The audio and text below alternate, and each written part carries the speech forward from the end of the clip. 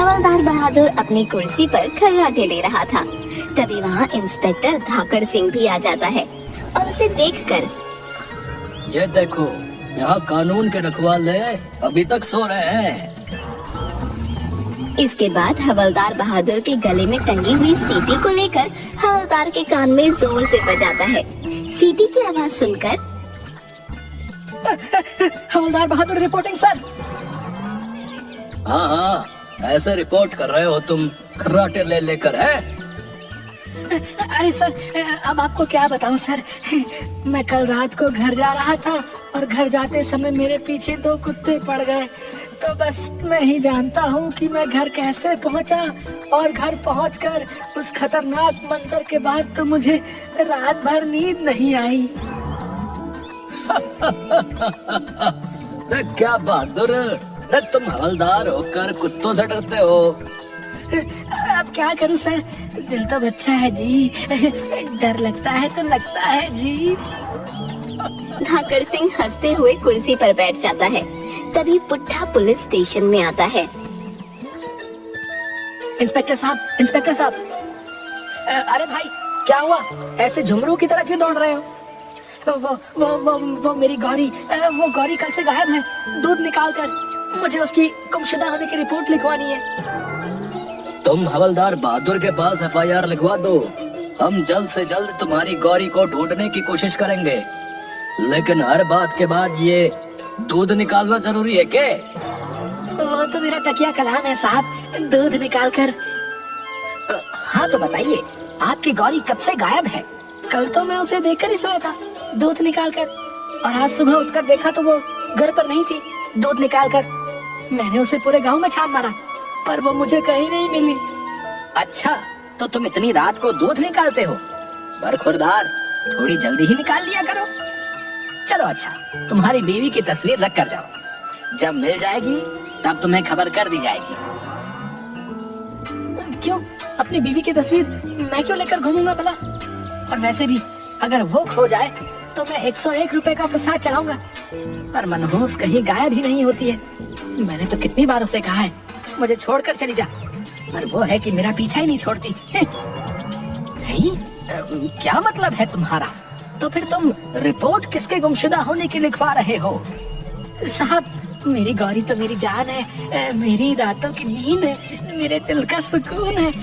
ये लीजिए उसकी फोटो, आप बस जल्दी से उसे ढूंढ दीजिए। उसकी आवाज सुने बिना तो मेरा दिल कहीं लगता ही नहीं, और उसके अलावा किसी और की आवाज भी मेरे कानों में जाती ही नहीं। अच्छा बच्चू, मतलब दिल का मामला है। पुट्ठा शर्मा जाता है और हवलदार गौरी की तस्वीर देखकर चौंक जाता है और कुर्सी से लड़खड़ा कर गिर जाता है और टोपी संभालता है और फिर पुट्ठा को, बेशर्म, नामाकुल, तुझे क्या हम यहाँ नल्ले बैठे हुए दिख रहे हैं? हम दिन भर यहाँ बैठकर मजाक करते हैं क्या? निकल जा, अभी निकल जा इस पुलिस स्टेशन से, निकल।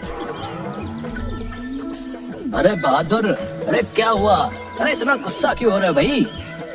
गुस्सा? आप पूछ रहे हैं कि मैं गुस्सा क्यों हो रहा हूँ? ये देखिए, इसकी गौरी की तस्वीर। अरे ये गौरी तो कितनी काली निकली भाई। सर, आप ही मेरी आखिरी उम्मीद हो, मेरी गौरी को ढूंढ दीजिए। अरे भाग, ये पुलिस स्टेशन है, कोई तबेला नहीं। बस यही दिन देखना बचा था कि हम एक भैंस को ढूंढने के लिए अपना वक्त बर्बाद करेंगे। ए हवलदार, गौरी, गौरी नाम है उसका। औरतों की इज्जत भी करनी नहीं आती क्या? औरत? अबे औरत नहीं, भैंस है। कोई भैंस की गुमशुदगी की रिपोर्ट लिखवाता है? भाग यहाँ से।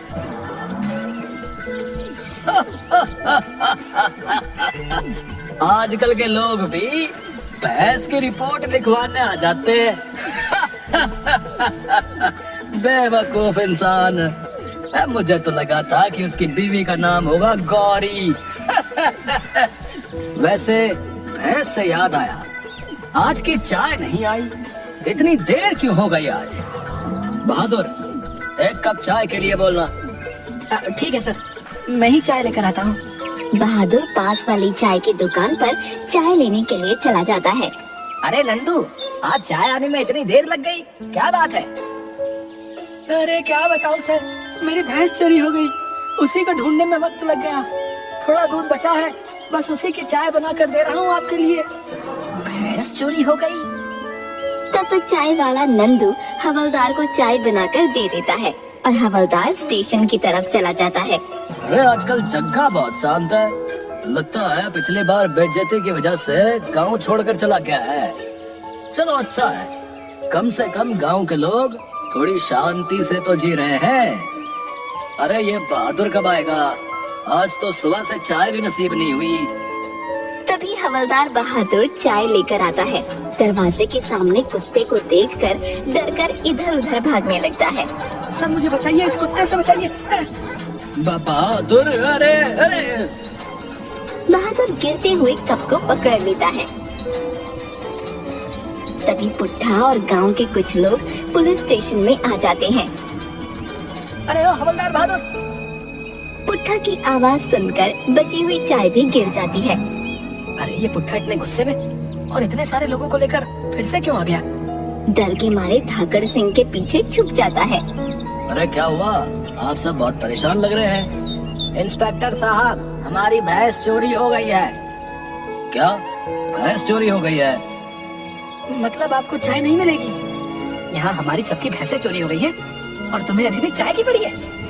मैं कसम खाता हूँ इस गिरी चाय की, जब तक मैं उन चोरों को नहीं पकड़ लेता तब तक मैं चाय नहीं पीऊंगा। और मैंने कमिटमेंट कर दी तो बस कर दी। अरे जब भैंसिया है ही नहीं तो क्या बकरी के दूध की चाय पियोगे? अरे आप फिक्र मत कीजिए, मैं उस चोर को जल्दी ही ढूंढ कर लाऊंगा।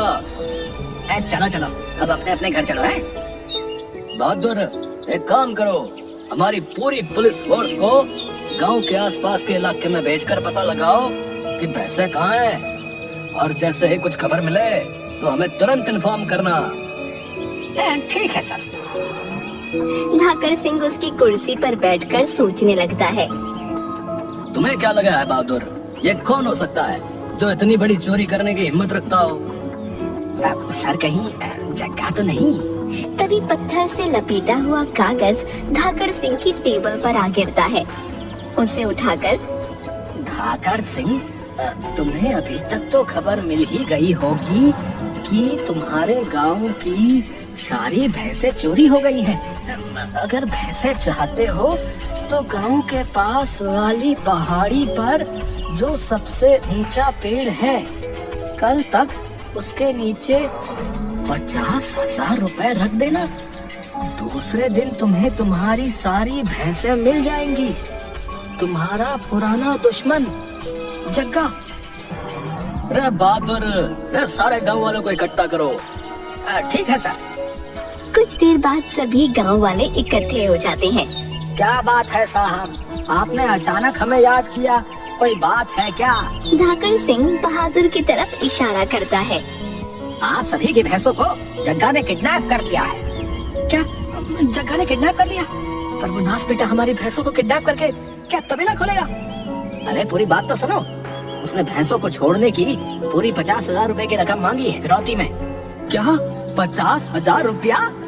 हम सभी लोग मिलकर भी पैसे इकट्ठा करें तब भी हम 50,000 रुपया जमा नहीं कर पाएंगे भैया। मतलब अब मुझे मेरी गौरी के बिना ही रहना पड़ेगा? नहीं नहीं, ये नहीं हो सकता। मैं अपनी गौरी, अपने जीवन साथी के बिना नहीं रह सकता। पर अभी सवाल ये है कि उसने हमारी भैंसों को रखा कहाँ होगा? उसने कल तक गांव के पास वाली पहाड़ी पर जो सबसे ऊंचा पेड़ है वहाँ पर फिरौती की रकम मंगवाई है।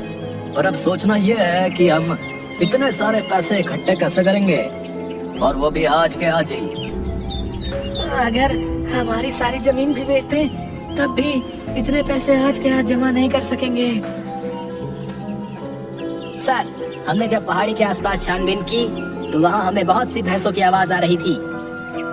तो हो ना हो जग्गा ने भैंसें वहीं पर किडनैप करके रखी हुई हैं। सर, आप कहें तो मैं सारी पुलिस फोर्स बुलाकर उस पर हमला करवा दूं। अरे अगर हमने हमला किया तो भैंसों को भी चोट लग सकती है, हमें कुछ और सोचना होगा। मेरे पास एक तरकीब है। फिर वो सभी को अपनी तरकीब बताता है और सब खुश हो जाते हैं। जंगल में गांव के दो आदमी लोटे के साथ बैठकर बातें कर रहे थे। अरे तुझे पता है कल मेरे घर यमराज आए थे? क्या यमराज? क्या बात कर रहा है? अरे हाँ सच में। और वो पूछ रहे थे कि तुम्हारे गांव के सभी भैंसे कहाँ हैं। क्या? अरे हाँ। अरे तुम्हें नहीं पता, हमारे गांव की भैंसों का दूध यमराज के दूत आकर ले जाते हैं। और तो और हमारे गांव की भैंसों की सवारी करने यमराज जी खुद आते हैं। क्या सच में?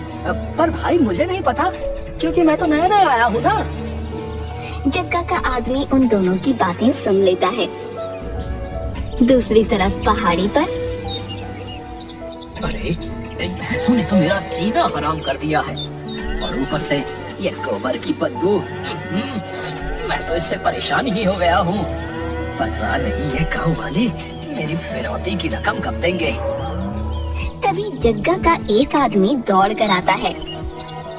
जग्गा दादा, एक खबर लेकर आया हूँ। आपको पता है, मैंने जंगल में दो आदमियों को बातें करते सुना कि इन भैंसों का दूध यमराज के दूत लेने आते हैं। और तो और यमराज खुद इन भैंसों की सवारी करते हैं।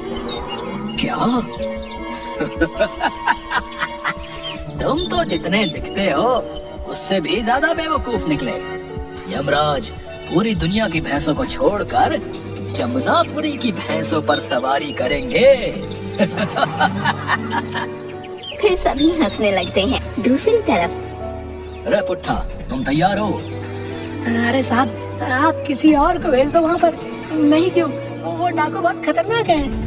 अरे नहीं, तुम्हारे अलावा ये काम और कोई नहीं कर सकता। पुट्ठा, तुम्हें तुम्हारी गौरी की कसम है। क्या? गौरी की कसम? तुमने मुझे गौरी की कसम दे दी? अब तो मुझे जाना ही होगा मेरी गौरी के लिए। गौरी, मैं आ रहा हूँ तुम्हें लेने। साहब, आप सारी तैयारी करके रखना। रात को सभी गांव वाले जग्गा के अड्डे पर छुप छुप कर पहुंच जाते हैं। पुट्ठा, तुम इन सभी भैंसों में से अपनी गौरी को कैसे पहचानोगे? अरे साहब, पहचानना क्या है, वो देखो, वो रही सामने मेरी गौरी। अरे वाह, बहुत पुराना याराना लगता है। गौरी, अरे वो गौरी। पुट्ठा को देखकर उसकी गौरी उसके पास आ जाती है। फिर पुट्ठा यमराज के भेष में गौरी के ऊपर बैठ जाता है। आप सब तैयार है ना? हाँ हाँ तैयार है, अब तुम जाओ। जग्गा और उसके आदमी बैठकर शराब पी रहे थे। यमराज, लगता है तूने आज कुछ ज्यादा ही पी लिया भैया। देख बेवकूफ, वो रहा यमराज। मैं तुम्हें नहीं कह रहा था कि वो लोग सच कह रहे हैं। तुम सब में से जग्गा कौन है? अरे यमराज जी, आप मुझे कैसे जानते हैं? यमपुरी के न्यूज़पेपर में भी मेरा फोटो छपा है क्या? मैं सबको बिना फोटो से भी पहचानता हूँ। मेरे असिस्टेंट चित्रगुप्त के पास सबकी फोटो और कर्म लिखे हुए हैं। आज वो जरा छुट्टी पर है, इसलिए ही मुझे अकेले ही आना पड़ा। जग्गा, मैं तुमसे बहुत ही क्रोधित हूँ। क्यों यमराज जी? तुम्हें पता भी है, तुमने जमुना पार की सभी भैंसों को चोरी करके इतनी बड़ी गलती कर दी है। कितनी बड़ी गलती यमराज जी? तुम्हें पता भी है, यमपुरी में किसी ने भी 2 दिनों से दूध नहीं पिया है। मुझे पृथ्वी पर आने के लिए भी कितनी प्रॉब्लम होती है। सजा मिलेगी तुम्हें, इस सब की सजा मिलेगी। माफ कर दो यमराज जी, माफ कर दो। आपको जितना दूध चाहिए आप यहाँ से निकाल कर ले जा सकते हैं। अपने यमदूतों को कह दीजिए जितना दूध चाहिए उतना ले जा सकते हैं। हाँ, हाँ। और मेरा क्या, मैं यमपुरी की इन्हीं भैंसों पर सवारी करता हूँ।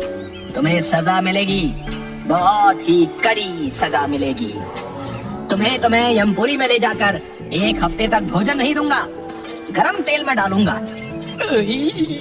सोच कर ये अजीब हो रहा है। अब मतलब गरम तेल में तुम्हारे पकौड़े तलकर समस्त यमपुरी निवासियों को खिलाऊंगा।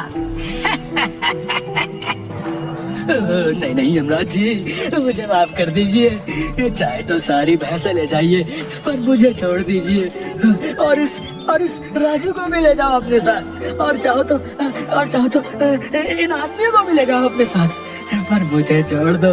मैं आपके आगे हाथ जोड़ता हूँ। ठीक है, इस बार तो मैं तुम्हें माफ करता हूँ, पर वादा करो कि आगे कोई गलत काम नहीं करोगे और अपने आप को पुलिस के हवाले कर दोगे। ठीक है यमराज जी, मैं आपसे वादा करता हूँ, मैं आगे से कभी किसी को परेशान नहीं करूँगा और खुद को पुलिस के हवाले भी कर दूंगा। पुट्ठा सभी भैंसों को अपने साथ ले जाता है। वाह पुट्ठा, क्या एक्टिंग की है। तुम्हारे आगे तो असली यमराज भी नहीं टिक पाएंगे। अरे चलो अब जग्गा और उसके साथियों को गिरफ्तार कर लें। जग्गा, अब तुम हमारे हाथों से नहीं बच सकते। इसके बाद वहाँ इंस्पेक्टर धाकड़ सिंह और हवलदार बहादुर के साथ पूरी पुलिस फोर्स आ जाती है और जग्गा और उसके साथियों को गिरफ्तार कर लेती है। भैंसे चराएगा, 50,000 रुपए चाहिए। ये ले 50,000 रुपए, ये ले। और सबको डंडे से मार मार कर स्टेशन ले जाते हैं।